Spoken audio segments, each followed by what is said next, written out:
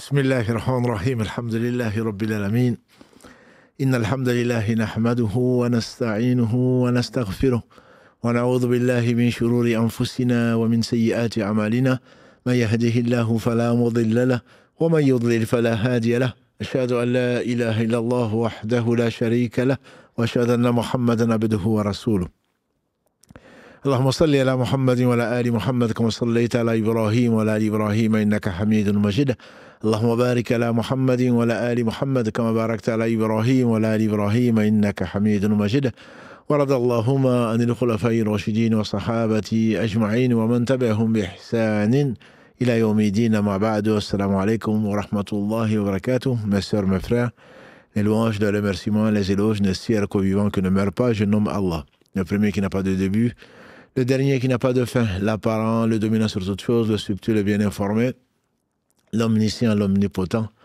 le miséricordieux par essence, par excellence, celui de qui tout procède, sans qui rien ne se réalise et à qui tout revient. Nous le louons, nous revenons vers lui repentant. Nous demandons protection contre les conséquences de nos péchés et les tendances de l'âme. Celui qui Allah guide, nul ne saurait l'égarer.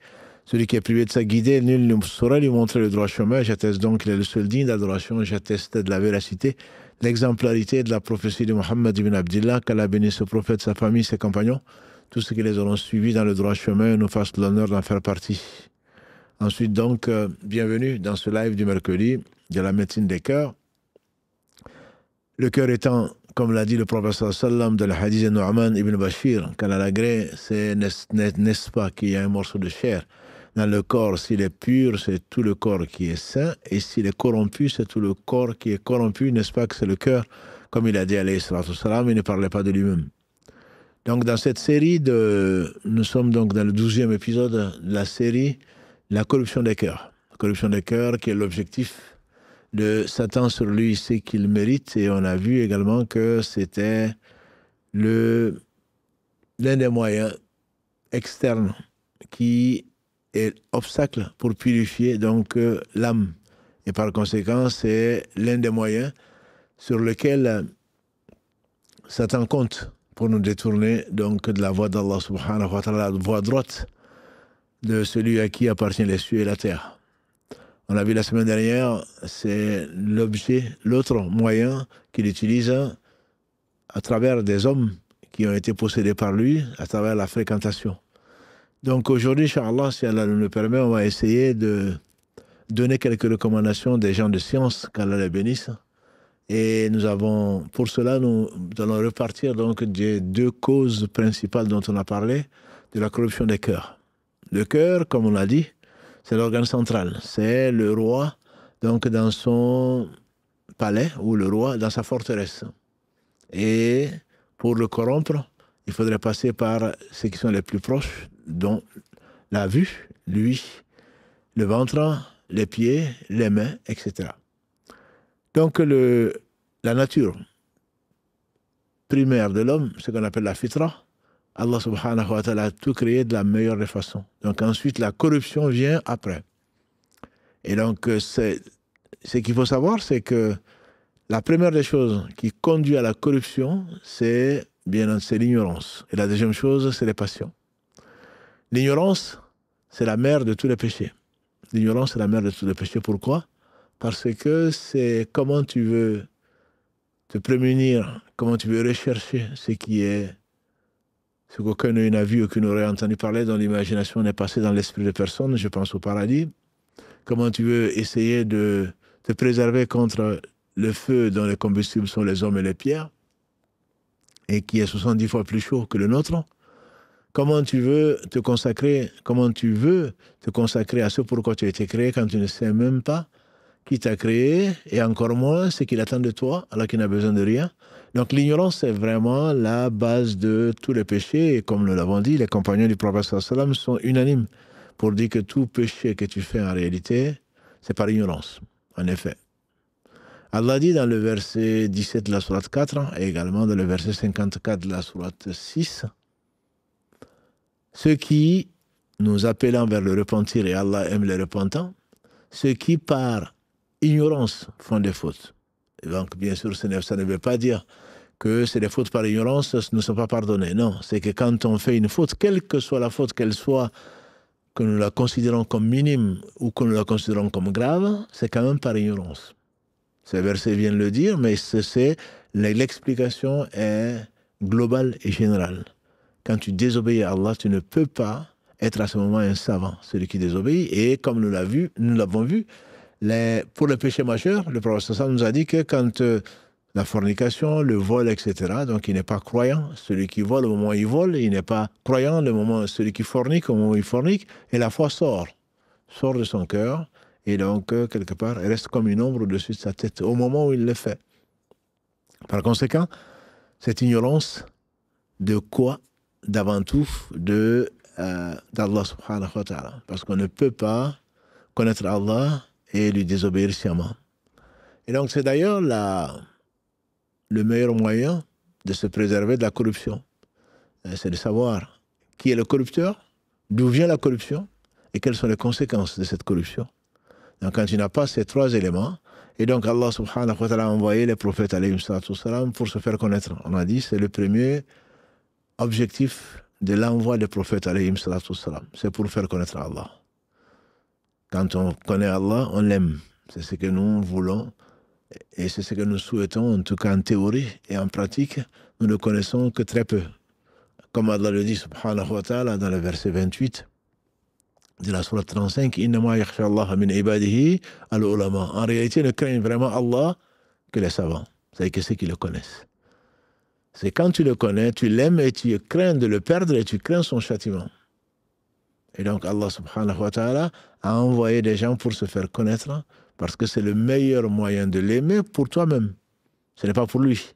Il n'a besoin de lui subhanahu wa ta'ala. Mais si tu le connais et que tu l'aimes, il va te donner, tu vas vivre plutôt une vie qui sera heureuse dans ce bas monde avant l'au-delà.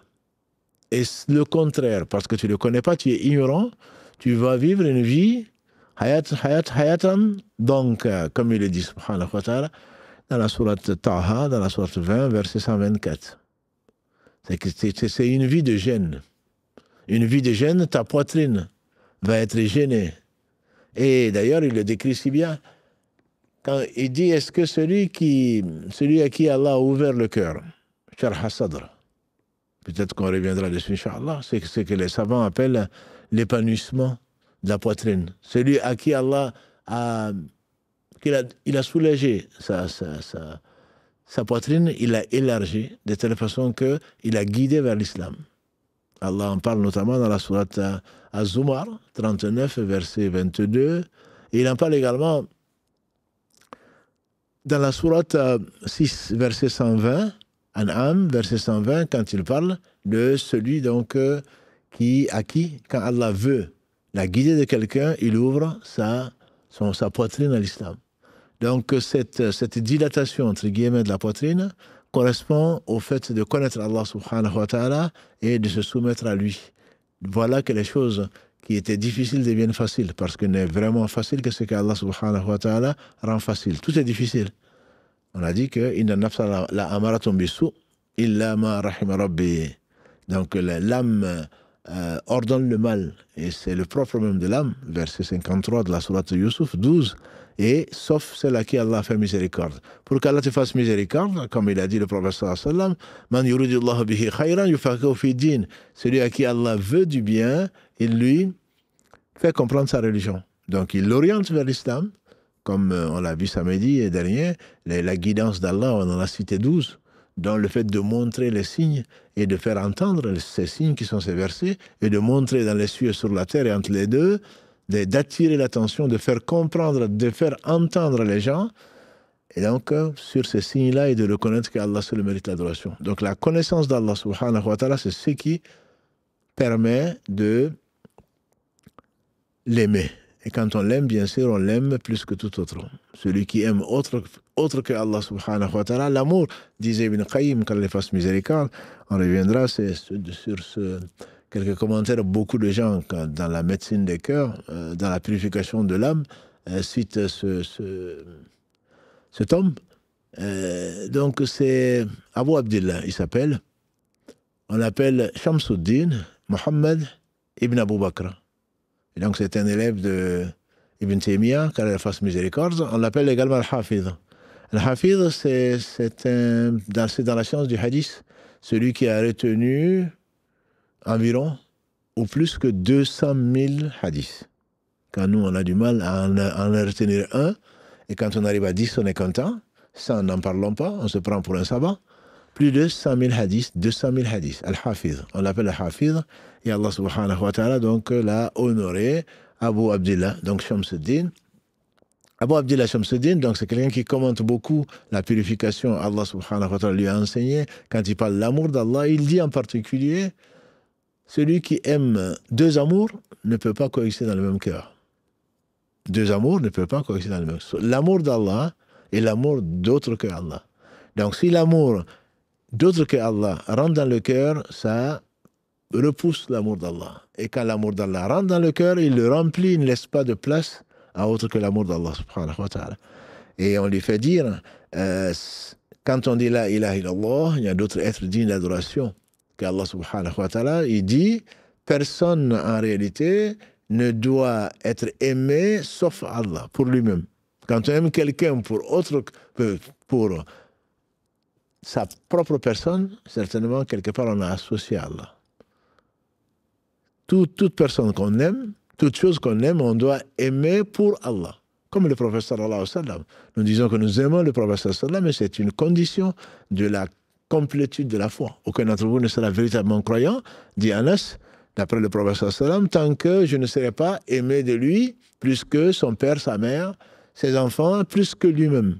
Donc, cet amour-là, ce n'est pas pour le prophète sallallahu alayhi wa sallam, contrairement à ce que certains ont compris et qui les amènent même à adorer le prophète sallallahu alayhi wa sallam. Parce que aimer pour la personne elle-même, aimer la personne pour elle-même, revient en fait à l'adorer. C'est que ce qu'elle dit, c'est ce qu'on suit, c'est qu'elle interdit, c'est ce qu'on se prive, et c'est devenu malheureusement la marchandise de beaucoup de marabouts et beaucoup de gens égarés qui égarent. Ce qu'il dit, c'est vrai. Ce qu'il dit, que quand c'est faux, quand il interdit, le prophète alayhi salam d'ailleurs, Adi ibn Hatim Kalalagré, quand il est rentré dans l'islam, vous vous en rappelez peut-être, on n'y était pas, mais on y croit. Il est rentré quand il est venu trouver le prophète sallam après avoir fui, craignant donc que les musulmans ne s'accaparent de lui, etc. Sa sœur l'a rappelé, il lui a dit, c'est un homme excellent, d'un bon comportement, je suis sûr que si tu vas le voir, il va te pardonner. Et quand il est rentré, il n'y a pas de hasard, il a trouvé le prophète sallam en train de lire le verset, ils ont pris leur rabbin, leur prêtre, et Jésus, fils de Marie, comme Dieu en dehors de Dieu. Il était chrétien, ou en tout cas d'une secte du christianisme. Il a dit au prophète sallam, non, ils ne les ont pas pris, on ne les adore pas. Comment on les a pris pour Dieu? Le prophète sallam dit, oh que si. Il a dit non. Il a dit, certainement vous les adorez. Il a dit non. Il dit, est-ce que ils n'ordonnent pas ce qu'Allah interdit, vous les suivez, et ils interdisent ce qu'Allah ordonne, et vous les suivez? Il a dit oui. Il dit, c'est en cela que consiste votre adoration. Donc, obéir à autre que Allah subhanahu wa ta'ala, c'est qui désobéit à Allah. Ceci concerne de l'adoration. C'est pour cela qu'Ibn Qayyim, on lui fait dire donc j'ai oublié juste de vous préciser, donc il était du 8e siècle, hein. Il est né en 691 de l'Hégire, il est mort en 751, à 60 ans, qu'Allah le bénisse, et bénisse tous nos savants. Donc ce savant du 8e siècle, Al-Hafidh, il disait donc que n'adorer que Allah, ça veut dire n'aimer que Allah. C'est quand on aime quelque chose ou quelqu'un d'autre, on doit l'aimer pour Allah. C'est la raison pour laquelle celui que tu aimes, quand tu le vois désobéir à Allah subhanahu wa ta'ala, tu ne peux pas aimer son acte. Je ne dis pas que tu vas le détester, mais tu vas détester l'acte et son comportement. Ce qui ne veut pas dire qu'il faille détester la personne. Puisque la personne va revenir dans ton amour, dans ton cœur, une fois qu'elle va revenir de son erreur. Alors, si c'est la personne que tu détestes, certainement, tu ne vas pas pouvoir faire ça. C'est-à-dire, c'est le fait de fréquenter. Quand on fréquente, on le fréquente pour Allah. Et quand on refuse de fréquenter, on refuse de fréquenter pour Allah, subhanahu wa ta'ala. Donc, je disais, aimer autre que Allah, subhanahu wa ta'ala, c'est de l'association. En tout cas, c'est ce que les savants spécialistes de la purification des âmes disent, donc cet imam Ibn Qayyim al-Jawziyya, c'est son nom ou son surnom, parce que Ibn Qayyim al-Jawziyya, c'est le fils du directeur de l'école, en gros. Il y avait une école qui s'appelait Jawziyya. Et donc son père était le directeur de l'école. Donc c'est le fils du directeur. Comme on dirait aujourd'hui, le fils de l'imam. Voilà, c'est le fils du directeur. Finalement, Allah a voulu lui laisser ce nom-là, Ibn al-Qayyim. Donc c'est le fils du directeur. Al-Qayyim, de quoi? Directeur de quoi? Donc Al-Jawziyya, qui est le nom donc, de l'école où Allah a fait sortir beaucoup de savants. Donc de cette école, Al-Jawziyya. Il disait également, qu'Allah le bénisse, qu'Allah lui fasse miséricorde et le bénisse, il disait également, craindre autre que Allah subhanahu wa ta'ala, c'est en être le prisonnier. Quand on craint, forcément, on va avoir peur et on va suivre ce que cette personne ou cette chose va nous inspirer, entre guillemets. Donc la crainte d'autre que Allah subhanahu wa ta'ala va à nouveau pousser l'homme et la femme à une vie donc, de gêne dans la mesure où tu es asservi quelque part. Et par contre, on ne doit craindre que Allah subhanahu wa ta'ala, ça fait partie des choses de l'adoration. Donc connaître Allah va dans ce sens-là. Espérer d'autres que Allah, ça fait de nous des gens qui sont déçus. Et nous sommes nombreux. Quelque part, ma soeur, mon frère, quand tu es déçu, c'est quoi? Tu attendais quelque chose et la personne n'est pas capable de le donner. Tu attends de l'amour, tu attends de l'aide, tu attends d'autres choses. Tout ceci, ça devient de l'adoration. Donc, pourquoi tu es déçu? En réalité, tu dois être déçu d'être déçu. Parce que être déçu, ça veut dire que tu avoues. En tout cas, tu t'avoues à toi-même. Même si tu te dis non, non, je n'attends rien. Mais la personne, tu attends de la personne, c'est qu'elle ne peut pas donner parce qu'elle est pauvre. Ayyuhan nasu, antum fuqara ila Allah, wallahu huwal ghaniyyul hamid. Dans le verset 15 de la sourate 35, Allah dit, oh vous les gens, ô humains, en réalité, vous êtes tous des indigènes, vous êtes tous des pauvres, des indigents plutôt, vous êtes tous des pauvres. Antumul fuqara. Les fuqara sont les pauvres, je dirais même des démunis, et en réalité, on est tous démunis. Et Allah précise, wallahu huwal ghaniyyu. C'est Allah qui est, antumul fuqara ila Allah. Vis-à-vis d'Allah, vous êtes tous des pauvres. Wallahu huwal ghani, al-hamid.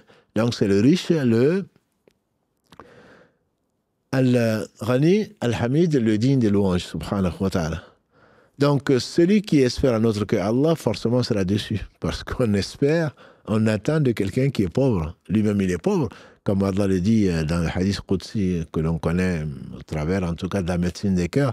Le hadith rapporté par Abu Dhar, consigné dans l'authentique de l'imam Muslim, où Allah subhanahu wa ta'ala dit, vous êtes tous des égarés, vous êtes tous nus, sauf celui que j'habille, vous êtes tous des égarés, sauf celui que je guide, vous êtes tous pauvres, etc., jusqu'à la fin du très très beau hadith qui commence par ô mes serviteurs, ya ibadi, inni haramtu dhulma ala nafsi, wa ja'altuhu bainakum muharrama fala tadhalamu. Ô mes serviteurs, je vous ai interdit l'injustice, je vous l'ai interdite, ne vous faites pas injustice entre vous, jusqu'à la fin donc de ce très beau hadith Qudsi.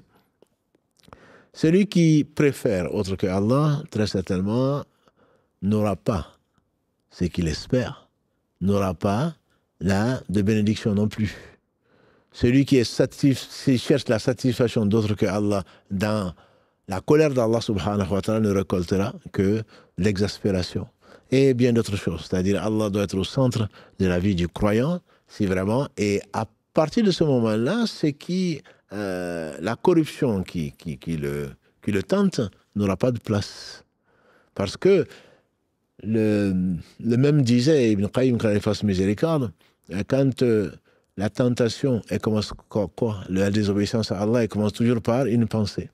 Une pensée qui te traverse l'esprit, que Shaitan alimente, qui t'amène ça en pleine prière, dans ton rêve, en voyant une chose que tu désires.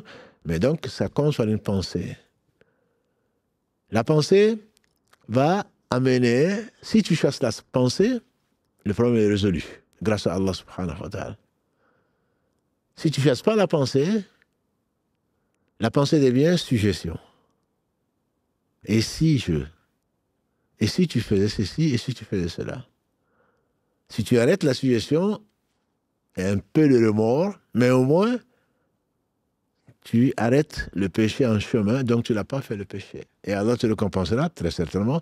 Comme il a dit le prophète sallallahu alayhi wa sallam, d'après Ibn Abbas, Allah a dit aux anges, si mon serviteur décide d'entreprendre une chose qu'il a fait effectivement, grâce à Allah, sa récompense est de 10 à 700 fois. Et Allah rajoute à qui il veut.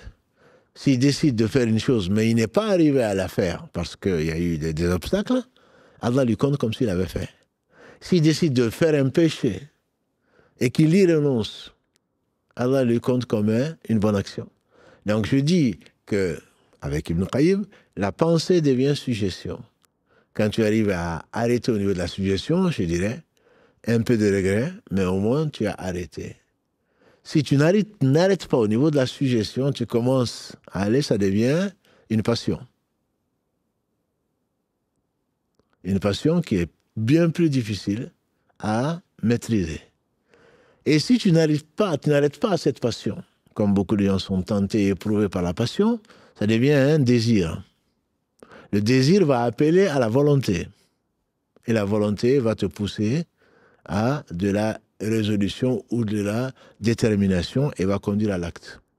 Il est bien plus facile de s'arrêter au niveau de la volonté sans le faire, plutôt que d'essayer d'être parmi les repentants sincères. Le repentir sincère, on en a souvent parlé, c'est ce qu'on demande à Allah subhanahu wa ta'ala, qui nous l'ordonne. Ya ayyuhalladhina amanu tubu ila Allahi tawbatan nasuha. Ô vous les croyants, revenez à Allah d'un repentir sincère. Verset 10 de la sourate 66. Le repentir sincère n'est pas facile. On a vu l'histoire de Ka'b ibn Malik, et que je trouve extrêmement belle, et qui a à lire et à relire. Et l'histoire d'un certain nombre de, comme Maïz ibn Malik et bien d'autres, qui ont été vraiment sincères. Allah a voulu donc leur pardonner et les amener jusqu'à sacrifier leur propre personne pour, par crainte d'Allah subhanahu wa ta'ala. Donc on disait que cet amour d'Allah subhanahu wa ta'ala conduit à cela. Et donc l'inverse, le fait donc d'être tenté peut amener donc à interrompre, entre guillemets, cet amour, à oublier Allah subhanahu wa ta'ala, et la conséquence est directe. Hein. Les conséquences sont immédiates. Celui qui s'éloigne d'Allah, celui qui préfère autre que Allah, Allah va l'éprouver par ce par quoi ce qu'il a préféré à Allah. On a dit qu'Allah est jaloux. D'une jalousie, bien sûr. Verset 11 de la sourate 42, rien ne lui ressemble, et ça nous suffit. On n'est pas des anthropomorphistes, mais tous ceux qui te traversent l'esprit et ne traitent personne d'anthropomorphiste, sinon c'est toi-même que tu dois traiter d'anthropomorphiste. Quand Allah dit « rien ne lui est semblable, et il est celui qui voit parfaitement, qui entend parfaitement. » Il ne s'est pas arrêté à dire « rien ne lui est semblable ». Il a dit « Laysa kamithlihi shay » et finit le verset 11, la sourate 42, « Rien ne lui ressemble pourtant.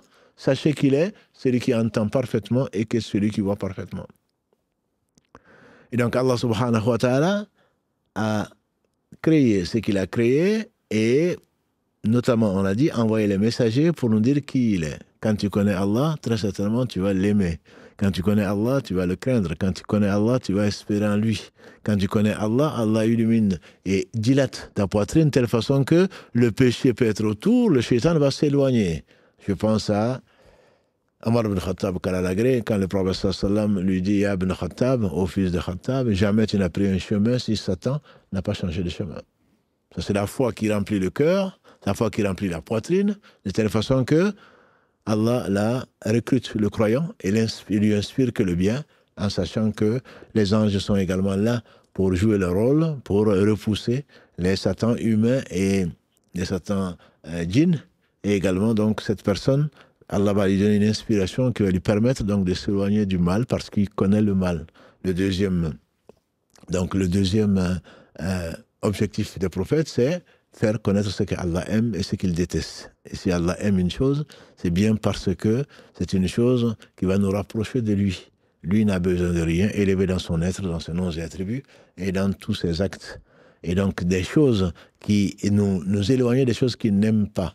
Et les signes du fait que l'on aime Allah, c'est bien de se réjouir de la foi qu'Allah nous donne, se réjouir de l'obéissance d'Allah subhanahu wa ta'ala, et que le rappel d'Allah nous accompagne tant d'un point de vue temps que d'un point de vue lieu, en tout temps et en tout lieu. Ibn Qayyim disait donc que c'est le fait de se réjouir, de faire l'obéissance à Allah, parce que c'est grâce à Allah, c'est une miséricorde d'Allah. C'est le fait de s'attrister quand on a perdu, pas qu'on a désobéi à Allah, quand on a perdu, on a manqué de faire mieux que ce qu'on devrait faire. Par exemple, pour un homme, la prière à la mosquée. Je ne vais pas prendre son statut, on en a déjà parlé, mais le minimum, c'est que quand la prière en groupe, quand on en parle souvent, bien sûr, quand on est deux, on est en groupe, mais la prière à la mosquée et la prière en groupe, c'est 25 à 27 fois, selon Ibn Omar ou selon Abu Huraira, de 25 à 27 fois, donc la prière de l'homme tout seul au marché ou chez lui. Cette prière en groupe, 27 fois, tu l'as ratée. Tu l'as ratée, et chaque prière ou chaque bonne action est récompensée au moins 10 fois. Et plus le groupe est grand, plus la récompense est grande, et plus la mosquée est éloignée, entre guillemets, tout pas que tu fais t'élève d'un degré, et l'autre pas te fait pardonner un péché. Donc quand tu as raté une prière en groupe, c'est quelque chose qui t'attriste. Mais bien sûr que tu as fait la prière à l'heure. On ne parle pas de ceux qui négligent la prière. Allah n'a pas voulu les rencontrer, il les a laissés à eux-mêmes.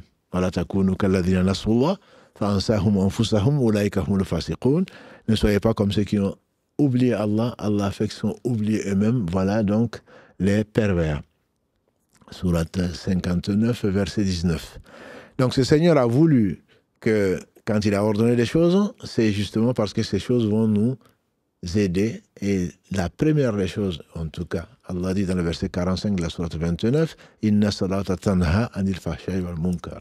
C'est ce qu'il faut comprendre. Allah aime la chose, il nous l'a ordonné. Tu sais pourquoi? C'est pour ton bien. Allah dit, la prière, verset 45 de la sourate 29, la prière empêche les choses blâmables et la turpitude. Ça veut dire que ce qui va corrompre ta foi, ce qui va se rapprocher de toi, ce sur quoi Satan va surfer pour t'amener à ce qu'Allah déteste, la prière est là pour t'empêcher de... C'est une lumière qu'Allah met dans ton cœur et qui repousse les ténèbres, les mauvaises idées, les tentations sataniques. Donc quand Allah te dit que la prière empêche des choses blâmables et des turpitudes, sa parole est vraie.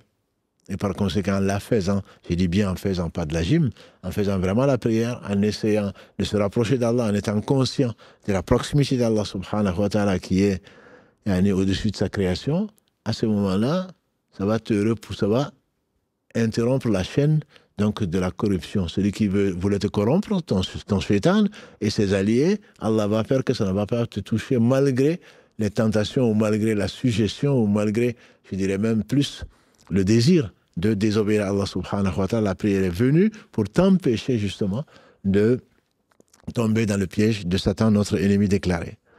Donc les prophètes, on a dit, sont venus pour ordonner, pour nous dire ce qu'Allah aime pour nous, parce que ce qu'Allah aime, quand tu aimes, forcément, tu aimes ce qu'Allah aime. Et quand les interdit, Allah te les interdit parce que c'est du mal, que tu le comprennes ou que tu ne le comprennes pas.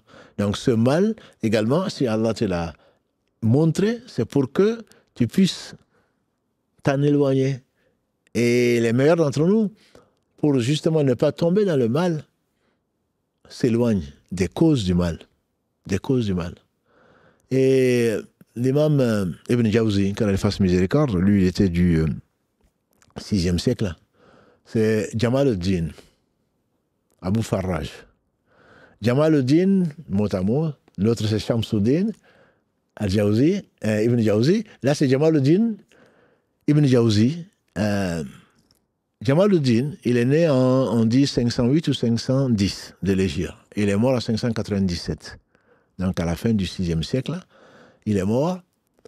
C'est ce qu'on appelle... il fait partie des mujtahidines. On l'appelle Cheikh l'Islam.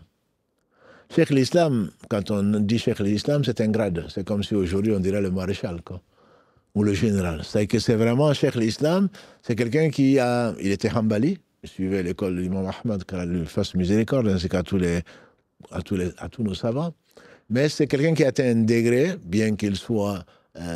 sa science a atteint le point où il n'avait pas besoin, entre guillemets, de suivre une école. Donc, Cheikh l'Islam, c'est vraiment le plus grand degré à ma connaissance, donc dans la science. Et Jamaluddin Abu Farraj, il disait que il s'étonne. Il s'étonne de voir des gens, et nous sommes tous concernés. Ma sœur, mon frère, nous sommes tous concernés.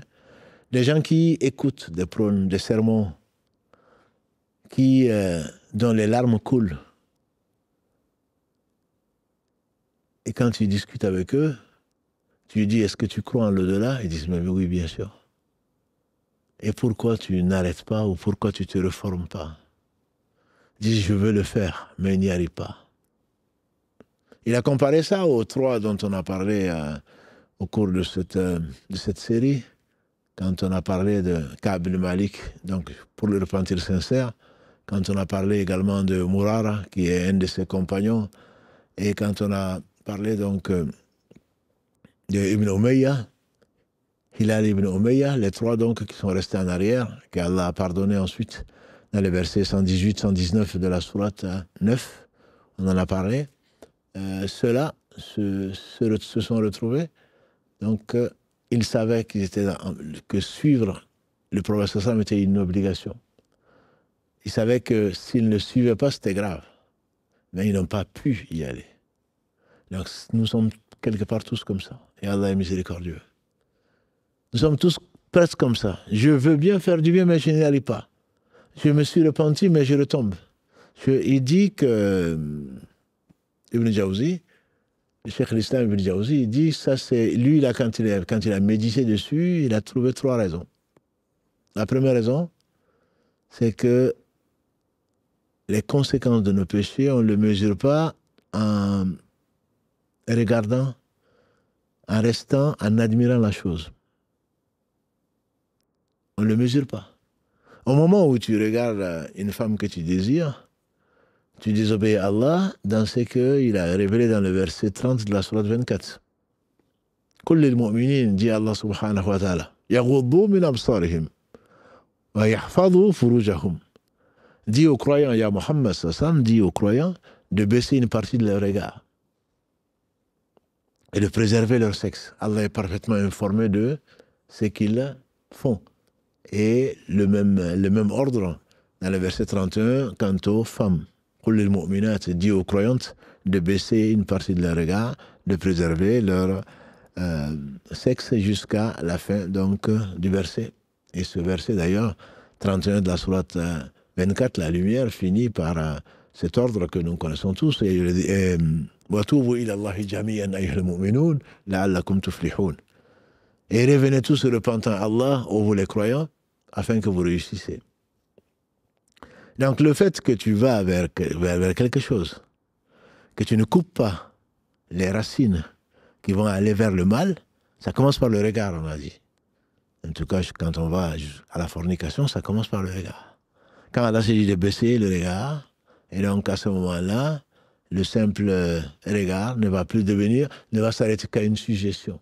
Il ne veut pas dépasser ce stade, donc pour devenir une passion et encore passer à l'acte. Et donc, c'est le fait de s'éloigner. Il dit que c'est la première raison qu'il voit. C'est le fait de s'éloigner des causes. Et donc, quand on a dit qu'Allah a interdit les choses, c'est justement pour éviter de tomber dans autre chose. Même si tu penses, toi, non, moi je me connais. Si tu te connaissais, tu cherchais la protection auprès d'Allah subhanahu wa ta'ala. Tu sais que l'homme a été créé faible. Dit Allah dans la sourate 4, verset 28, c'est lui qui l'a créé.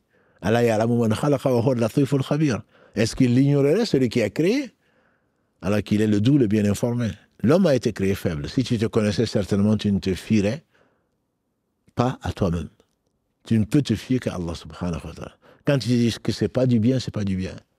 Ibn Qayyim disait donc, je reviendrai à Ibn Jawzi, quand il fasse miséricorde, Ibn Qayyim disait, c'est donc de s'éloigner des causes de l'interdit. Si tu ne veux pas être corrompu, ne touche pas à la chose. comme on dit dans le proverbe, je suis rentré, je n'ai pas pris. Je te jure que je n'ai pas volé. Et on dit, mieux vaut ne pas rentrer. C'est encore plus sûr.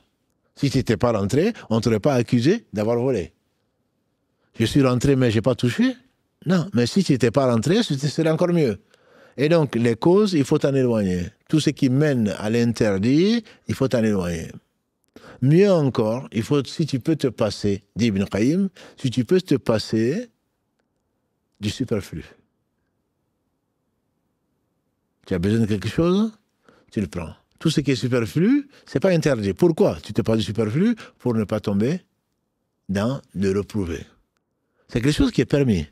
C'est permis de manger, c'est permis de manger, c'est permis de boire, c'est permis de parler, c'est permis d'écouter, c'est permis de fréquenter. Mais ne fréquente que quand tu en as besoin. Ne parle que quand c'est nécessaire. N'écoute que ce qui va t'apporter quelque chose. Ne fréquente que des gens qui peuvent t'apporter quelque chose. Et donc, tout ce qui est superflu, entre guillemets, que ce soit le manger, que ce soit le boire, que ce soit la parole, que ce soit quoi que ce soit, si tu peux, c'est ce qu'on appelle souvent le zuhud, l'ascétisme. En réalité, l'ascétisme, disait Soufiane ibn Uyayna, à la défense miséricorde, on dit celui qui a appris le Coran à 4 ans, qui a connu le Coran à 4 ans, c'est qu'à la défense miséricorde, il fait partie des imams de la communauté, contemporain de l'imam Malik, contemporain d'autres savants. Il disait donc que l'ascétisme, ce n'est pas le fait de ne pas peu manger, peu boire, ne pas dormir beaucoup dans la nuit. L'ascétisme, c'est vraiment de s'éloigner de ce qu'Allah a interdit. Mais donc là, Ibn Qayyim, il te conseille juste de laisser le superflu, ce dont tu n'as pas besoin, de ne pas le toucher. De peur que tu ne tombes dans ce qui est reprouvé. Il dit même pas de ce qui est interdit, de ce qui est reprouvé. Le prophète, alayhi salatu wassalam, dans le hadith dont on a parlé, de Nu'man ibn Bashir, rapporté par les deux shuyukh, al-Bukhari et Muslim, à la face miséricorde, quand il a parlé de ce hadith, al-halal bayyin wal-haram bayyin. Le halal est évident, il est connu. Le haram est également connu. Entre les deux, il y a des choses ambiguës que très peu de gens connaissent. Celui qui s'éloigne de ces choses ambiguës, ça fait partie également pour éviter la corruption des cœurs. Quand celui qui s'éloigne des choses ambiguës, il a dit, il préserve et son honneur et sa religion. Il dit, celui qui s'en approche, c'est comme un berger qui vient faire paître son troupeau autour d'un enclos réservé. Peu s'en faut, ou peu s'en est fallu, que les animaux, le bétail rentrent dans l'enclos réservé. Il dit, n'est-ce pas que l'enclos réservé par Allah, c'est ce qu'il a interdit. Et c'est à la fin de ce hadith, rapporté par les deux, que le prophète sallam dit, n'est-ce pas qu'il y a un morceau de chair dans le corps, s'il est sain, tout le corps est sain, s'il est corrompu, tout le corps est corrompu, n'est-ce pas que c'est le cœur. Donc, ces choses ambiguës, ou même des choses, il y a 5 statuts, comme vous le savez certainement dans l'islam, donc entre ce qui est interdit, ce qui est permis, ce qui est conseillé et ce qui est déconseillé, et ce qui est moubah, ce qui est permis. Ce qui n'est ni conseillé ni déconseillé, comme manger, boire. Ce qui est conseillé, c'est la prière surrogatoire, c'est le jeûne surrogatoire, etc. Ce qui est déconseillé, c'est le fait de ne pas les faire, par exemple. Donc, il y a ces 5 statuts. C'est permis, mais mieux vaut s'en écarter, mieux vaut s'éloigner pour justement ne pas aller donner du grain à moudre à ton ennemi qui est le shaitan. Et donc, celui qui certainement mange beaucoup, rarement pourra faire qiyamul layl, rarement sera perspicace dans son adoration. Celui qui parle trop, il aura beaucoup de mal à mesurer les conséquences de ce qu'il dit, et etc., etc. Donc ça, c'est l'histoire de l'interdit de ne pas s'y approcher. L'histoire du permis, on a dit, c'est le fait de se réjouir de son obéissance grâce à Allah, parce que si tu obéis à Allah, c'est grâce à Allah, et d'être attristé d'avoir perdu donc une bonne occasion de faire du bien. Et il prend l'exemple du dirham, on dira nous en euros, si ta prière est multipliée par 27 plus 10 fois 270, si tu perds 500 euros, si tu n'es pas triste, c'est qu'il y a un problème. Et qu'il y a un problème. Et quelqu'un de meilleur que moi disait que par rapport au temps, dans le livre excellent que je vous conseille, Comment vivre plus longtemps, il disait que si l'un perdait, c'est moi qui le traduis en euros, hein, si l'un perdait aujourd'hui 500, un billet de 500, il va remuer ciel et terre pour savoir s'il l'a pas mis sous le canapé, il n'a pas laissé aux toilettes. Il sait très bien qu'il n'est même pas rentré aux toilettes, mais il va aller le chercher. Mais comment 500 euros, mais c'est pas possible, où ça peut être, etc.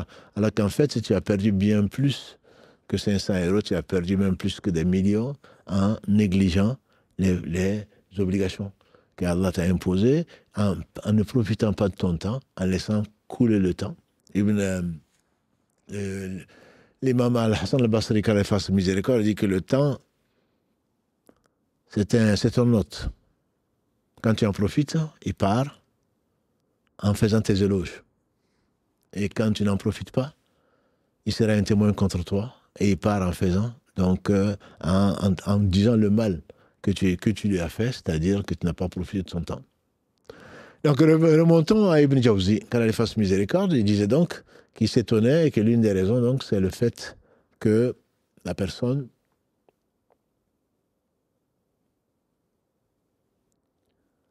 en réalité marche sur un chemin et ne coupe pas les causes pour arriver au mal. Et donc les meilleurs d'entre nous, c'est ce qu'on appelle les pieux, qui mettent donc un obstacle entre la colère d'Allah subhanahu wa ta'ala et eux-mêmes. Il dit la deuxième raison, quand il a réfléchi, pourquoi nous sommes si nombreux à pleurer quand on écoute les sermons, quand on prie, il nous arrive des éclairs de sincérité. Mais pourquoi on n'y arrive pas? Il dit parce qu'on retarde le repentir. On retarde le repentir.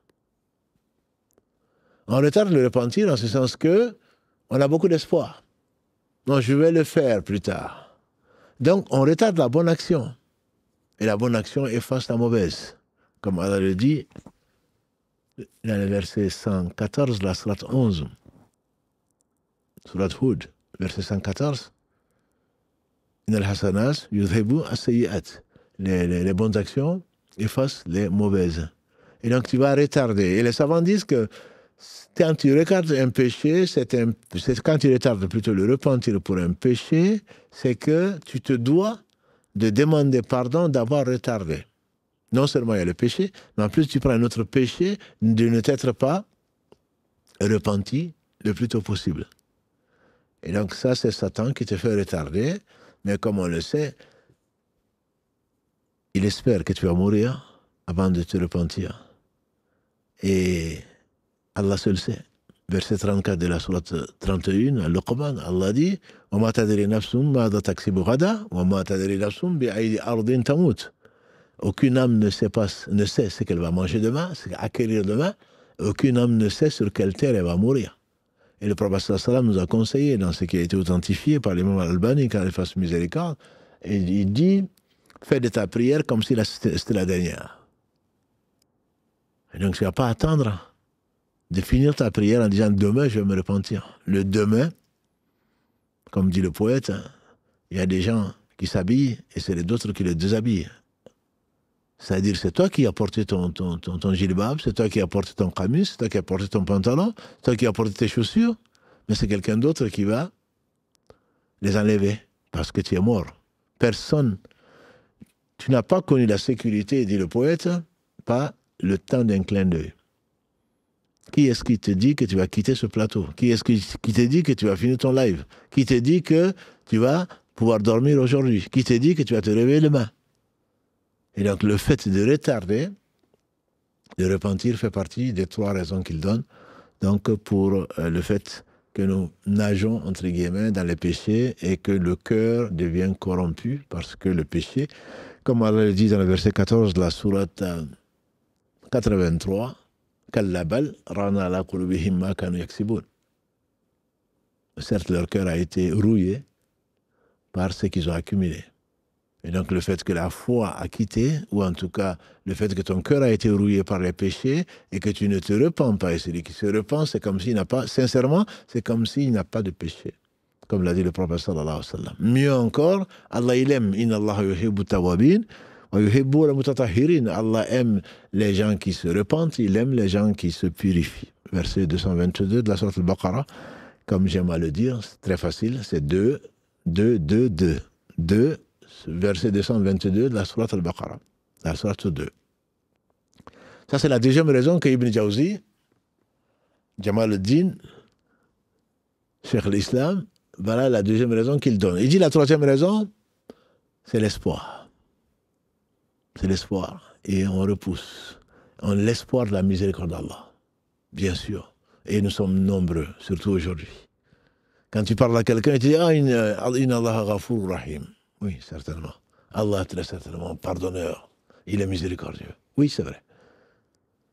Mais ce qu'il dit, et que les savants disent, « Wa huwa shadid al-iqab ». Et son châtiment est terrible. Tu comptes sur sa miséricorde, qu'est-ce qu'il dit? Il dit « Inna rahmatallahi qaribun min al-muhsinin ». La miséricorde d'Allah est proche des bienfaisants. Est-ce que tu fais partie des bienfaisants? Quand tu désobéis à Allah subhanahu wa ta'ala. Quand tu refuses de lui obéir, bien qu'il t'appelle matin, midi et soir pour te repentir. Donc la miséricorde, tu comptes sur ça, mais tu oublies le châtiment. Sans savoir, sans oublier ce qu'on a dit, c'est-à-dire tu ne sais pas quand est-ce que tu vas mourir. Et donc le prophète sallam, dans ce qui a été rapporté par les deux, Al-Bukhari et Muslim, il dit la vieille personne ou la personne âgée est jeune pour deux choses. L'amour de ce bas monde. Il est jeune. Et l'espoir d'un avenir lointain, entre guillemets. On a des projets pour 10 ans, pour 20 ans, là que tu en as déjà 80. Il se peut qu'Allah te donne l'âge de Nuh, alayhi salatu salam, 950 années avec son peuple. Mais on est en train de se projeter, comme si on n'allait pas mourir.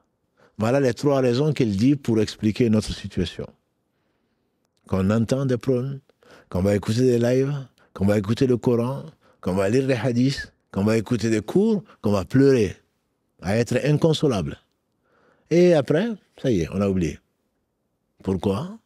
Parce que, comme il le dit, on ne coupe pas le pont avec les causes qui amènent au péché, qui amènent à la corruption du cœur. 2, on retarde le repentir. 3, on a bon espoir et on oublie la crainte. Ibn Qayyim disait, la foi est comparable à un oiseau, 2 ailes et un cœur. Il dit que les 2 ailes sont l'espoir et la crainte. Et l'espoir et la crainte, disent les savants, tant que tu es en vie, la crainte doit l'emporter sur l'espoir. Et quand tu es au seuil de la mort, c'est-à-dire quand tu sens par des symptômes que tu vas mourir, pas bien sûr au moment de la mort. Quand tu es malade, par exemple, que les médecins te disent condamné ou autre chose, à ce moment-là, c'est l'espoir qui doit l'emporter. Le prophète alayhi salatu salam a trouvé, d'après Anas ibn Malik al-Agré, un jeune homme au seuil de la mort. Il lui a dit, comment tu te sens? Il dit, je crains pour mes péchés, mais j'ai espoir à mon Seigneur. Il a dit, personne ne meurt dans cet état sans que Allah ne le préserve de ce qu'il craint et sans qu'il lui donne ce qu'il espère. Donc l'espoir ne doit venir que quand tu as fait toutes les causes et que là tu n'as plus le choix, tu dois avoir espoir en Allah subhanahu wa ta'ala. Jamais de ne désespérer. Jamais ne désespérer. Et donc, Allah subhanahu wa ta'ala a voulu mettre ça, et donc Ibn Qayyim disait, mais le cœur de tout ça, c'est quoi? Le cœur, c'est l'amour. Il dit, quand un oiseau qui a 2 ailes, une des ailes est coupée, l'oiseau devient la proie des prédateurs. C'est-à-dire que si l'oiseau est poursuivi par un prédateur, il ne pourra que courir, il ne pourra pas voler. S'envoler pour échapper aux prédateurs, pour échapper aux corrupteurs. Si toi, tu n'as que l'espoir, comme beaucoup d'entre nous, très sincèrement, tu vas pas, ton cœur va être la proie à la corruption.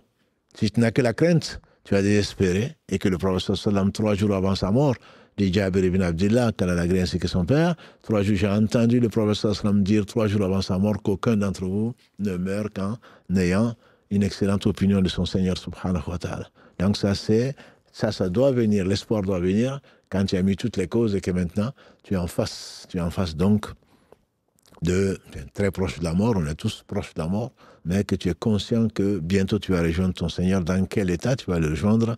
C'est ça ta question. Donc on a dit que Allah a envoyé les messagers, qu'Allah les bénisse tous, qui auraient pu nous apporter ça, si ce n'est la miséricorde d'Allah au travers des messagers, pour le connaître, on en a dit 2 mots, pour savoir ce qu'il aime pour nous, alors qu'il n'a besoin de rien, et ce qu'il déteste pour nous. Et enfin, pour le paradis et l'enfer. Pour nous annoncer que celui qui aura craint la rencontre de son Seigneur, on a vu versets 40 et 41 de la Sourate 79, وَمَنْ خَافَ مَقَامَ رَبِّهِ وَنَهَى النَّفْسَ عَنِ الْهَوَى فَإِنَّ الْجَنَّةَ هِيَ الْمَأْوَى. Celui qui craint la rencontre de son Seigneur et freine, refrène, maîtrise son âme, son séjour sera le paradis. Qu'Allah nous compte parmi cela. Mais on a bien dit maîtrise son âme. وَنَهَى النَّفْسَ, il interdit à son âme de suivre ses passions. La deuxième cause, donc, de la corruption du cœur. De suivre ses passions. C'est un djihad, un vrai djihad. J'ai envie de ça, mais je ne le fais pas. Ibn Qayyim disait encore, pourquoi tu ne le fais pas? Parce que le plaisir que tu vas avoir va être contraire au plaisir éternel. Est-ce que tu es vraiment raisonnable? Est-ce que tu es quelqu'un de sensé? Ce monde est éphémère. Éphémère, c'est qu'il contient. Et comment tu vas vendre la vie de l'au-delà, en tout cas ton passage en enfer, car nous en préserve, pour avoir goûté à quelque chose qui n'a plus de goût, tu n'as qu'un souvenir. Et encore, ce souvenir s'est transformé, la jouissance que tu as eue dans le haram, s'est transformée là en remords. Ah, je n'aurais pas dû, parce que le plaisir a disparu. Et les conséquences sont devant toi, mais c'est trop tard. Quand tu sais que le paradis existe, et qu'il sera la demeure des gens qui sont pieux, qui ont aimé Allah, qui ont préféré Allah à tout, qui ont mis Allah au centre de leur vie, et que l'enfer existe pour les injustes. Ce à quoi tu as goûté, de ta puissance, entre guillemets, de ton argent, ce que tu n'as pas donné en étant avare, ce que tu as convoité en étant pervers, tout ceci, ça t'éloigne de quoi? Ça t'éloigne d'Allah subhanahu wa ta'ala, ça t'éloigne du paradis comme demeure éternelle. Il dit, si tu souffres en ne convoitant pas, en convoitant, tu vas le convoiter, mais en n'allant pas au bout de la passion, qui va devenir ensuite désir, qui va devenir ensuite résolution et passer à l'acte, si tu souffres de la perte de celui que tu aimes ou de celle que tu aimes, compare cette perte à la perte de l'amour d'Allah subhanahu wa ta'ala, à la perte du paradis, à la perte d'une vie qu'Allah a promise belle ici-bas avant le delà. Oui, tu souffres, comme Allah l'a dit aux compagnons du prophète après Uhud. Si vous souffrez, mais vos ennemis souffrent autant. Ils souffrent aussi. Mais vous espérez d'Allah ce qu'eux, ils n'espèrent pas. Vous espérez le paradis, vous espérez la fin de la souffrance, vous espérez le bonheur éternel. Mais eux, c'est ça la différence. Tu souffres, ils souffrent. Mais toi, tu espères, alors qu'ils ne peuvent pas espérer puisqu'ils n'ont pas d'espérance. Ils n'ont pas d'espoir, en tout cas dans la vie future. Leur espoir va s'arrêter avec la mort. Ibn Qayyim disait encore, c'est l'ivresse de cette vie est pire que l'ivresse du vin ou des choses enivrantes, que ce soit les stupéfiants ou que ce soit l'alcool et le reste. Parce que l'effet de l'ivresse va s'estomper dans cette vie-là. Tu vas te rendre compte finalement que tu planais, mais en réalité, la réalité est là. Alors que l'ivresse de la désobéissance à Allah subhanahu wa ta'ala, l'ivresse d'avoir suivi tes passions, tu ne vas le découvrir que quand c'est trop tard, c'est-à-dire au moment de la mort. Quand l'ange de la mort, alayhi salam, va venir arracher ton âme, et quand les malaïkas, les anges vont se le passer, mais ils n'ont pas le choix. Et quand tu vas rencontrer 2 d'entre eux dans ta tombe, et qui vont te dire, qui vont te poser des questions que tu ne pourras pas répondre, là, tu vas te réveiller de ton ivresse. Mais ce sera trop tard. Trop tard pour pouvoir revenir, et c'est pour cela que les gens vont se plaindre en demandant à Allah subhanahu wa ta'ala de revenir donc dans cette vie, et il dira non. Tout ça, c'était par rapport au savoir. Tu as besoin du savoir. L'ignorance est ton ennemi. Tu as besoin de savoir. Ce savoir n'est pas forcément ce dont tu te crois incapable. Non. Le prophète sallam ne savait ni lire ni écrire. Les compagnons du prophète sallam, il n'y en avait pas beaucoup qui savaient lire et écrire. Le savoir, c'est le savoir qui est ton Seigneur, quelle est ta religion. Ce qui est fondamental, ce qui est indispensable, c'est de savoir qui est ton Seigneur d'abord. Et comment adorer ton Seigneur. Qu'est-ce que ton Seigneur aime et qu'est-ce qu'il déteste. Croire au ghaib, à ce que tu ne vois pas, l'invisible, mais qu'Allah subhanahu wa ta'ala dont il t'a informé. Cette science est indispensable. C'est ce qui répond au hadith rapporté par les deux, quand l'a dit le prophète sallallahu alayhi wa sallam, talabul ilm farida ala kulli muslim. La recherche du savoir est une obligation pour chaque musulman. Et bien sûr pour chaque musulman. Et donc, comment te marier, comment prier, comment jeûner, comment faire ceci et cela, c'est une obligation. Et là, tu n'as pas besoin de sortir de l'université, tu te dois de l'apprendre. Et qu'Allah bénisse nos savants, ils n'ont pas économisé d'efforts pour nous l'enseigner depuis celui du village ou du quartier jusqu'à ce qu'Allah subhanahu wa ta'ala a honoré par la science. Ils sont les héritiers du prophète Mohammed sallallahu alayhi wa sallam, puisque des prophètes il n'y en a plus. Ils sont les héritiers des prophètes, et notamment du prophète sallallahu alayhi wa sallam, pour ceux qui sont donc les savants, qu'Allah les bénisse, on doit les aimer pour ce qu'Allah les a donnés, parce qu'Allah les a élevés. Verset 11 de la sourate 58, Allah subhanahu wa ta'ala a élevé les savants. Allah subhanahu wa ta'ala, verset 9 de la sourate 39, il dit est-ce qu'ils savent? Est-ce qu'ils sont comparables, ceux qui savent et ceux qui ne savent pas?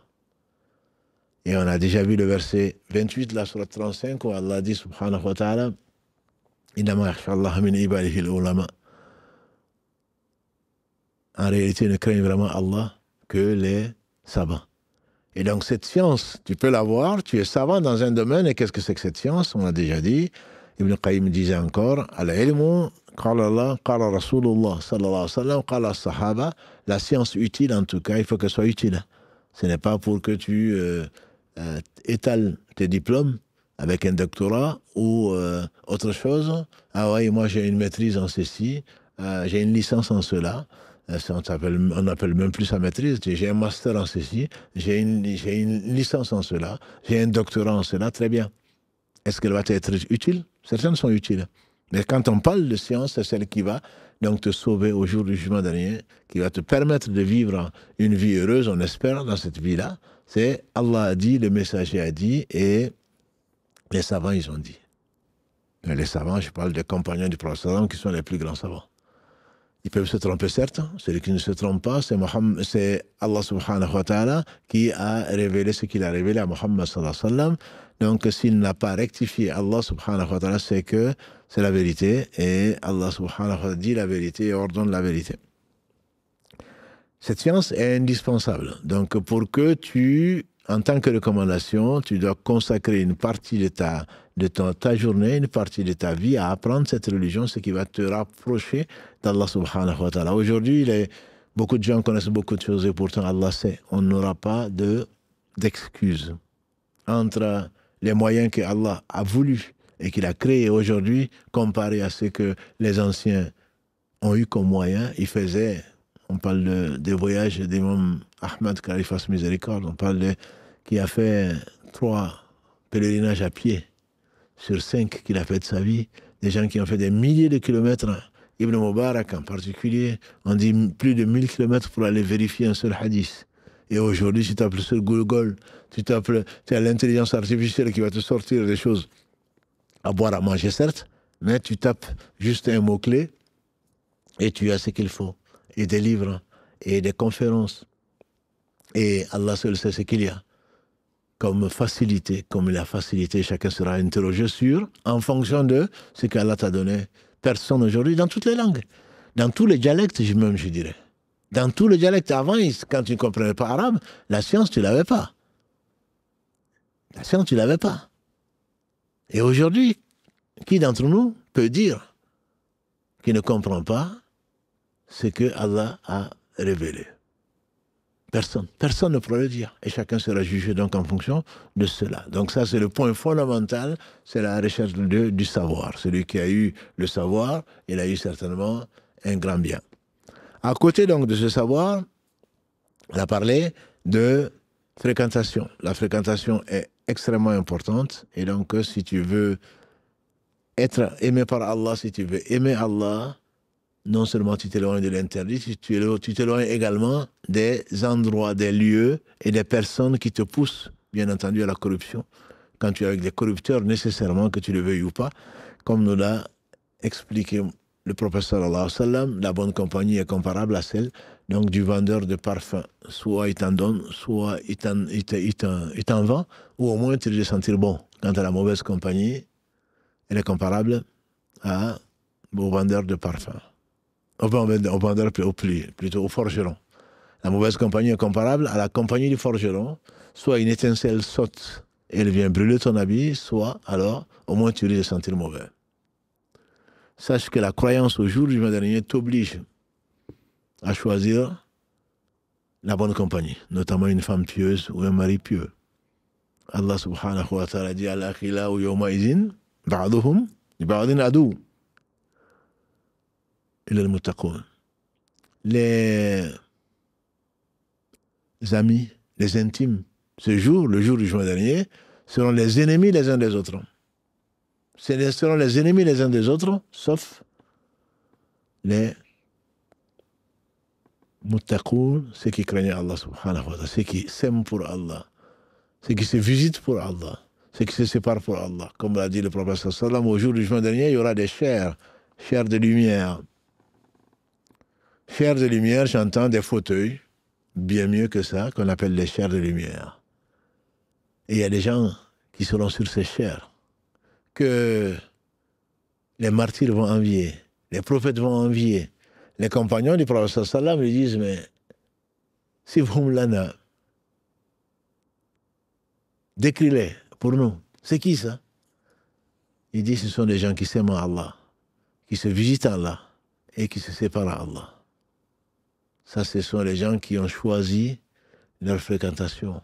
Des gens qui ont fréquenté des gens de qui ils pensent du bien et avec qui, Inch'Allah, ils seront au jour du jugement dernier, l'homme sera avec les gens qu'il aime.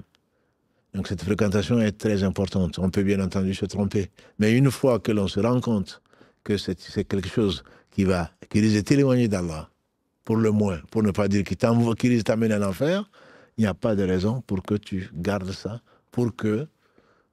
parce que tu y vois du bien, mais le bien de ce bas monde et pas l'au-delà.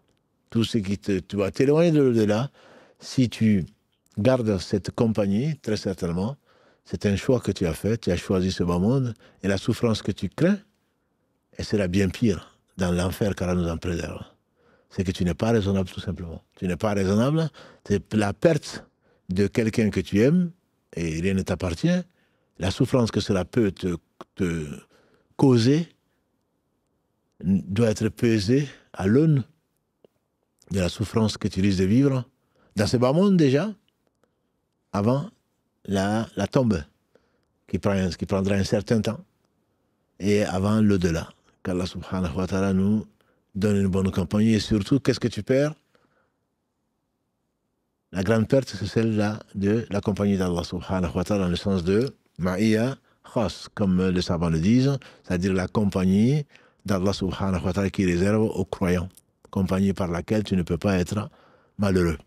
Parce qu'Allah est avec toi. Inna Allah ma'ana, c'est qu'Allah te protège, Allah te dilate ta poitrine, Allah te rend heureux, Allah est à son secours, etc., etc. Donc ça, tu ne l'auras pas en étant en compagnie des gens qui ont encouru la colère d'Allah subhanahu wa ta'ala.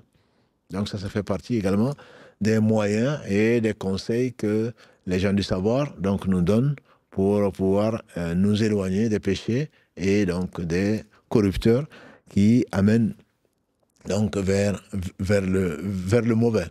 Parmi les recommandations également pour se prémunir ou pour lutter contre donc, les agents corrupteurs, il y a le fait de faire le bien. De faire le bien. Parce qu'au travers de ce bien, Allah subhanahu wa ta'ala va t'enlever, va t'éloigner du mal.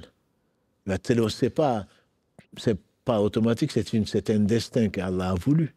Il a décrété que celui qui veut se rapprocher de lui en faisant du bien, celui qui veut se mettre au service des autres, Allah subhanahu wa ta'ala va l'éloigner du mal que Satan et ses suppôts veulent lui amener.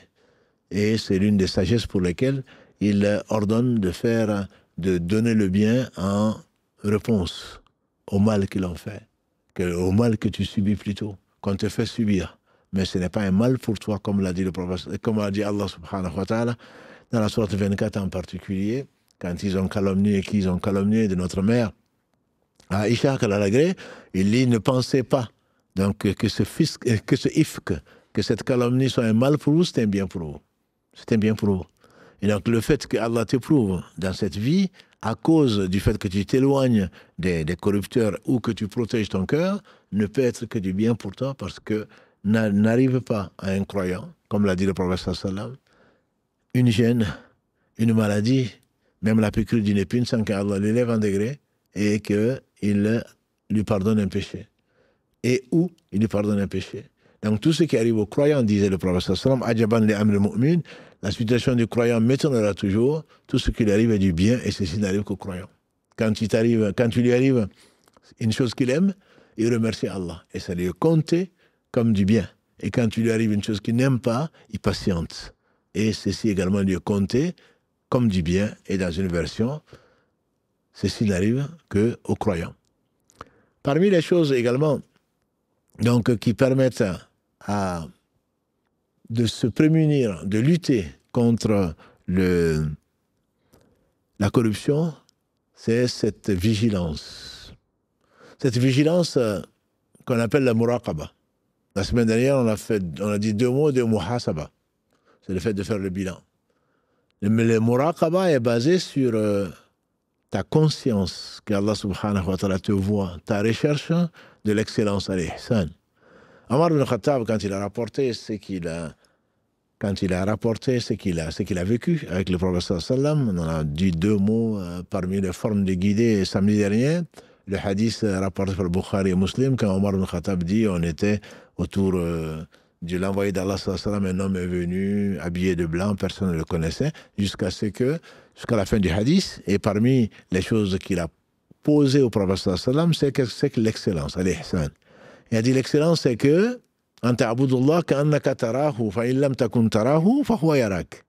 l'excellence, c'est que tu adores Allah comme si tu le voyais. Car si tu ne le vois pas, lui te voit. Et donc, cela t'amène à être vigilant. De savoir qu'Allah te voit, où que tu sois. On dit que c'est le plus grand censeur. Et c'est le meilleur sermonneur. C'est le plus grand censeur. Quand tu veux faire du mal, ne pense pas que tu es seul. Sache qu'Allah sait avant de t'avoir créé. Et prends garde, parce que Allah subhanahu wa ta'ala, personne ne peut le tromper. Prends garde qu'il ne dévoile ton péché ou qu'il te reprenne l'âme au moment où tu es en train de le faire. Donc cette vigilance te permet de voir l'ennemi arriver. Quand le prophète sallam nous a rapporté le hadith rapporté par Abu Huraira dans l'authentique du Bukhari, du Sahih al-Bukhari, il a dit que Allah, qui est avec le croyant, dit, je déclare la guerre à celui qui se fait l'ennemi de un de mes alliés. Mon serviteur ne se rapproche de moi par rien qui m'est plus agréable que le fait de faire ce que je lui ai ordonné. Ensuite, il ne cesse pas de se rapprocher de moi parce que j'aime, parce qu'il s'est imposé plutôt jusqu'à ce que je l'aime. Quand je l'aime, je deviens la vue par laquelle il voit, lui par laquelle il entend, la main par laquelle il saisit, le pied par lequel il marche. Quand il me demande, je lui donne. Quand il me demande protection, je la lui accorde. Et donc, cette muraqaba, c'est le fait de savoir. Le savant explique cette dernière partie, je dis bien lui, par laquelle il entend, la vue par laquelle il voit, c'est qu'Allah subhanahu wa ta'ala te fait voir ce qu'il aime. Et quand Allah n'aime pas, automatiquement ton nuit se referme, entre guillemets. Ton regard est baissé et ton pied ne s'interdit d'aller là où Allah n'aime pas te voir. Et donc c'est le fait de penser avant, pendant et après l'acte. Avant, pour voir, qu'est-ce que c'est que ça? Quelle est la position de l'islam sur cela? Sans science, comment tu vas le savoir? Sans savoir. Sans savoir, comment est-ce que tu peux reconnaître le mal? On a parlé de l'ignorance, mais ça reste vrai. Ta passion, est-ce qu'Allah aime ça ou pas? C'est pas parce que c'est ce que j'aime. On fait dire à quelqu'un de mieux que moi, si Allah me donne ce que j'aime, je suis content. Ce que je lui demande en particulier. Mais si Allah me prive de ce que j'aime, je suis 10 fois plus content. On dit pourquoi? Il dit parce que la première fois, Allah m'a donné ce que moi j'aime. La deuxième fois, c'est qu'il m'a privé de ce que lui n'aime pas. Donc il m'a donné ce que lui il aime. Le fait de ne pas me donner ce que moi j'aime, parce qu'il sait ce qui est, ce qui a été, ce qui sera, ce qui n'a pas été, ça va être ce que ce serait. Si Allah ne t'a pas donné une chose, c'est pas parce qu'il ne peut pas. Mes serviteurs, hommes et djinns réunis du premier au dernier, si vous mettiez sur un lopin de terre, donc de sa terre, et que chacun demande ce qu'il veut, et que je donne à chacun ce qu'il souhaite, cela n'amoindrirait rien à ce que je possède. Pas plus qu'une aiguille trempée dans l'eau de mer, en ressortant, va pouvoir enlever comme eau. Pourquoi? Parce que Allah est riche. Il a dépensé depuis qu'il a créé, et il continue de dépenser, et sa main est quand même encore pleine, comme le dit le hadith du prophète sallallahu alayhi wa sallam. Donc si Allah ne te donne pas, il va te donner mieux que cela, il va te donner sa satisfaction, qui est bien mieux que ce que tu recherches. Par conséquent, le fait d'être vigilant, comme Ibn Qayyim interprétait le verset 200 de la Sourate 3, Ya ayyuhalladhina amanu sbiru wa sabiru wa rabitu wattaqullaha la'allakum tuflihun. Ô vous les croyants, obéissez à Allah, soyez patients. Soyez patients dans l'obéissance. Sbiru wa sabiru, et résistez aux corrupteurs. Résistez à la corruption. Sbiru wa sabiru wa rabitu, et restez vigilants. Parce que l'ennemi, il peut sortir de partout. L'ennemi, il ne va pas te rater. Si toi, tu ne te couvres pas par la protection d'Allah subhanahu wa ta'ala, la corruption va t'entourer, pour ne pas dire, elle va te pénétrer, et tu deviendrais un jouet entre les mains de cet ennemi d'Allah, ennemi de lui-même, et ennemi donc du genre humain, comme il a juré de nous amener tous en enfer, car nous en préserve. Donc voilà, en quelques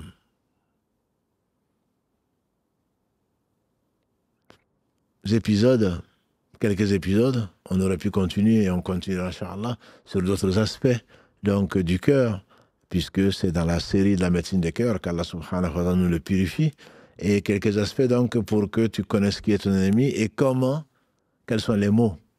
Et c'est la raison pour laquelle l'une des meilleures façons de te prémunir contre ces mots, justement, c'est de les connaître, et c'est de combattre mujahada toute ta vie jusqu'à ce que tu rencontres Allah subhanahu wa ta'ala.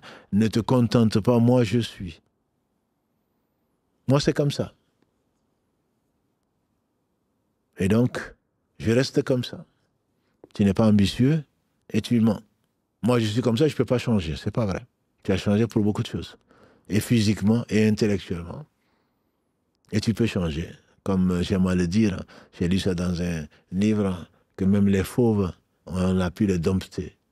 À partir de ce moment-là, donc toi, tu es moins qu'un animal, toi. Un animal, on arrive à le faire danser. Même un lion, on arrive à le faire danser.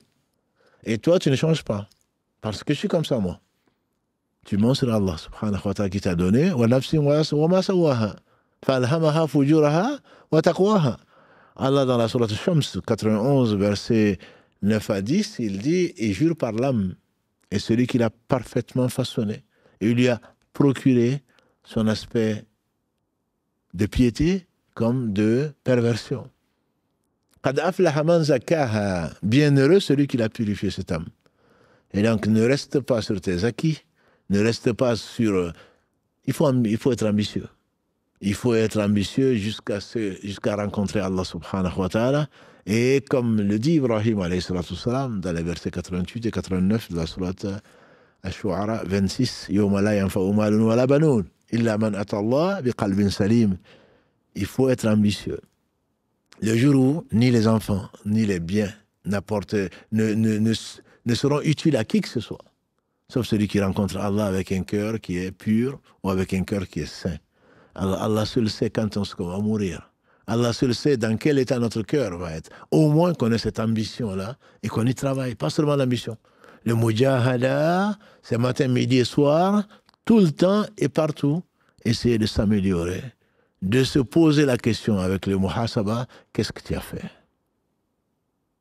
Qu'est-ce que tu as manqué de faire? Le soir venu, comme un commerçant, s'asseoir. J'ai un capital, est-ce que je l'ai retrouvé? Est-ce que j'ai fait mes prières à l'heure? Est-ce que j'ai fait ceci? Est-ce que j'ai fait cela? Et ensuite, est-ce que j'ai aidé quelqu'un? Est-ce que j'ai joué un interrogatoire? Est-ce que j'ai fait ceci? Est-ce que j'ai fait cela? Si c'est le cas, alhamdoulilah, tu es bénéficiaire. Aujourd'hui, tu es bénéficiaire. Si ce n'est pas le cas, parce que tu as oublié Allah, et Allah t'a laissé à toi-même, il te reste le repentir. Mes frères et sœurs, le repentir, le meilleur des hommes, ne cessait de nous ordonner. Ya ayyuhan nasu, tubu ilallah wastaghfiruh. Ô vous les gens, ô humains, revenez vers Allah repentant et demandez-lui pardon. Lui-même, Wallahi, disait-il, je demande pardon à Allah plus de 70 fois par jour. Pourquoi? Parce que le souvenir, et ça sera mon dernier mot, Inch'Allah, si tu veux identifier la corruption, les corrupteurs, c'est en te souvenant d'Allah. Avant l'action, si c'est possible. Au moins pendant l'action. Sinon, après l'action. Après l'action, c'est notre cas. Demander pardon à Allah subhanahu wa ta'ala. Et on ne serait jamais demander assez pardon à Allah subhanahu wa ta'ala. C'est de se souvenir d'Allah. La meilleure arme du croyant, c'est le rappel d'Allah subhanahu wa ta'ala. Sous toutes ses formes. Si tu te rappelles Allah, c'est que Allah t'a évoqué pour que tu puisses te rappeler d'Allah. Quels sont les meilleurs d'entre nous? C'est ceux qui se rappellent le plus à Allah. On a demandé au prophète, même parmi les gens qui prient, il dit c'est ceux qui se rappellent le plus à Allah dans leur prière. Et les gens qui jeûnent, c'est ceux qui se rappellent le plus à Allah dans leur jeûne. Et les gens qui ont donné leur vie à Allah, c'est ceux qui se rapprochent, ceux qui se rappellent plutôt. En donnant leur vie à Allah, c'est ceux qui se rappellent le plus d'Allah subhanahu wa ta'ala, dans tous les domaines. Dans tous les domaines. Donc que le rappel d'Allah soit la nourriture du cœur, c'est la nourriture du cœur. Celui qui ne se rappelle pas Allah, c'est comme une maison qui est morte, une maison qui est vide. Et donc, s'il est déjà dans son tombeau, il ne peut rien faire de bien. Et Allah subhanahu wa ta'ala a aimé les gens qui se rappellent de lui, grâce à lui subhanahu wa ta'ala. Que quand cela revienne souvent repentant vers Allah subhanahu wa ta'ala, il se peut que notre dernier instant soit le meilleur et que notre jour de la rencontre d'Allah soit le meilleur. Et c'est ce qui est recherché. Celui qui a raté ces deux, très certainement a tout perdu. Même s'il a vécu 1000 ans, très certainement ça ne lui a pas servi à grand chose. Donc je m'arrêterai là, Inch'Allah, pour cet épisode, en vous rappelant que samedi prochain, Inch'Allah, on a rendez-vous dans le live avec le frère Amin, donc pour savoir et culture, et on va parler donc, de la riba sous toutes ses formes. Tout ce que vous avez voulu savoir sur la riba et que vous n'avez jamais osé, ou n'avez jamais eu l'occasion, ou jamais osé poser comme question. Donc vos questions, Inch'Allah, comme Mohamed Adda et Karim vont vous le faire passer, il y aura une boîte donc, pour les questions, uniquement sur la riba et éventuellement les affaires donc, de la finance, l'éthique de la finance. Mais ce sont les questions, Inch'Allah, dont on se fera les messagers, donc on va les poser, les intermédiaires pour les poser aux frères, en espérant, Inch'Allah, que la petite heure qui nous sera confiée, si nous vivons encore le samedi, elle suffira pour répondre à quelques questions. On en a déjà beaucoup, mais alhamdoulilah, il se peut que vos questions quand même soient posées, ou qu'on les rassemble pour les poser, ou qu'Allah nous donne d'autres occasions pour les poser, parce que ce sont des questions qui sont importantes, très importantes. On ne va pas commencer déjà la conférence, donc ce sera samedi à 22h. Avant, le frère Amin, invité donc de la mosquée MMT, viendra donner une conférence donc le samedi après le Dohr pour les Toulousains, ou ceux qui sont aux alentours, ou qui feront le déplacement plus tôt. Donc c'est après le Dohr, 14h30 jusqu'à Asr, 17h, à peu près 17h, 16h30 donc jusqu'à... et le dimanche également, donc sur la même thématique. Le samedi, parler de la théorie, entre guillemets, de la zakat, des bienfaits de la zakat et pourquoi, quelle sagesse ou quelques sagesses Allah subhanahu wa ta'ala a mise derrière le fait d'interdire l'usure et donc la bénédiction et la baraka qu'il a mise dans la zakat et d'autres façons donc de financer l'au-delà. Et le dimanche, ce sera le complément par rapport à des cas pratiques. Qu'est-ce qui est riba, qu'est-ce qui ne l'est pas, et les différentes formes, Inch'Allah. Et donc, il sera notre invité, Inch'Allah, samedi à 22h. Qu'Allah subhanahu wa ta'ala nous fasse profiter de ce qu'il nous a enseigné, qu'il purifie nos cœurs. Qu'il purifie nos cœurs. Parce qu'il est vraiment important que cette purification, avant qu'on le rencontre, subhanahu wa ta'ala, qu'Allah bénisse celui par qui il a ouvert nos yeux, nous qui étions aveugles et dans les ténèbres. Qu'Allah bénisse donc cet homme, sa famille, ses compagnons, tous ceux qui les ont suivis dans le droit chemin et nous fasse l'honneur d'en faire partie. سبحانك اللهم وبحمدك أشهد أن لا إله إلا أنت أستغفرك وأتوب إليك سبحان ربك رب العزة عما يصفون والسلام على المرسلين والحمد لله رب العالمين والسلام عليكم ورحمة الله وبركاته.